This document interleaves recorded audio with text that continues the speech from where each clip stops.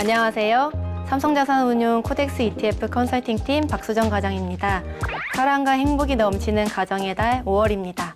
그만큼 우리 투자 포트폴리오에도 따뜻한 훈풍이 불면 좋을 텐데요.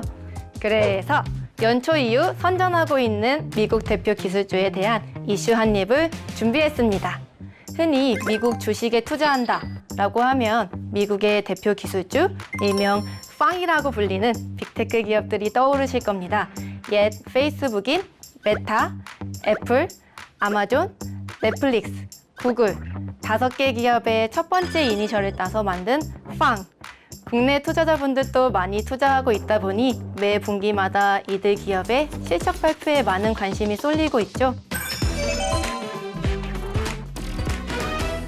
4월 마지막 주 메타와 아마존, 알파벳 기업의 1분기 실적이 발표됐는데요.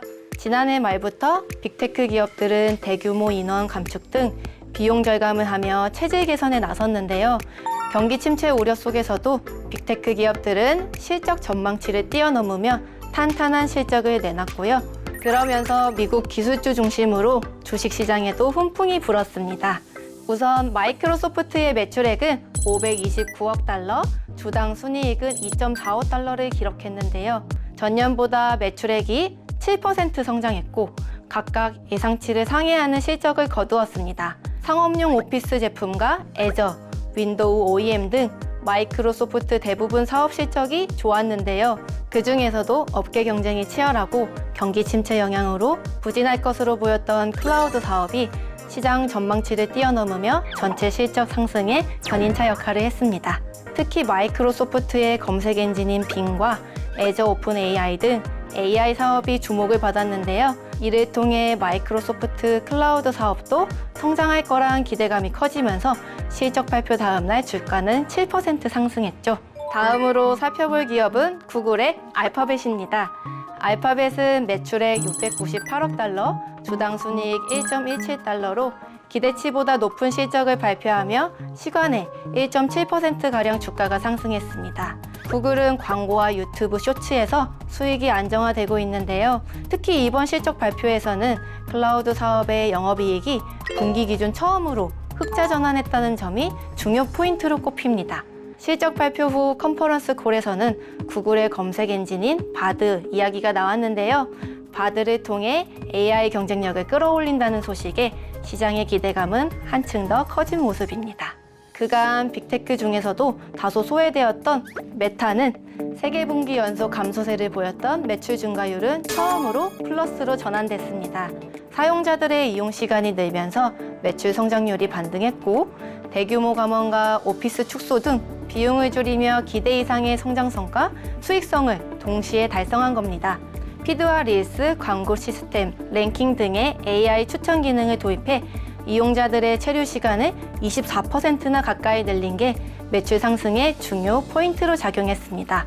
다음으로 아마존은 매출액 1,274억 달러, 주당 순이익 0.31달러로 예상치를 훨씬 뛰어넘는 호실적을 기록했습니다. 광고 매출, 대규모 구조조정 효과로 실적 서프라이즈를 기록한 건데요. 시간의 거래에서 주가는 11% 상승했지만 이어지는 컨퍼런스 콜에서 아마존 웹 서비스 1분기 매출 성장률이 16%로 전분기 20%보다 성장세가 둔화된 점이 발목을 잡았습니다. 하지만 대다수의 빅테크 기업이 1분기 실적 전망치를 뛰어넘으며 시장에는 희망적인 분위기가 확산되었습니다. 이번에 소개해드리는 코덱스 미국 팡플러스 ETF 역시 연초 이후 좋은 모습을 보여드리고 있는데요.